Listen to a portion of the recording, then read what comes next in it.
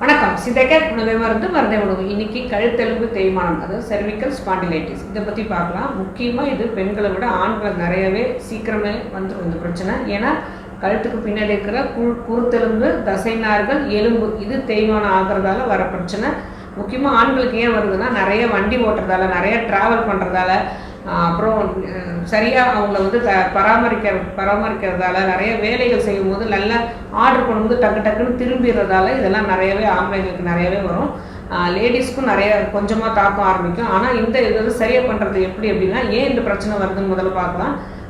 சித்த முறைப்படி வாத பித்த கபம் மூணுமே கரெக்டான நேர் கோட்டில் இல்லாததால் இந்த பிரச்சனைகள் வர ஆரம்பிக்கும். அதே மாதிரி இரவு படுக்கும் போது அவங்க தப்பான முறையில் படுக்கிறதாலையும், டக்குன்னு நிறைய வண்டி ஓட்டுறதாலையும், அடுத்தது ஒரு தோரணைன்னு சொல்லுவாங்க, நல்லா நிமிர்ந்து எப்போது நிற்கிறது, தலை கனம் அதிகம்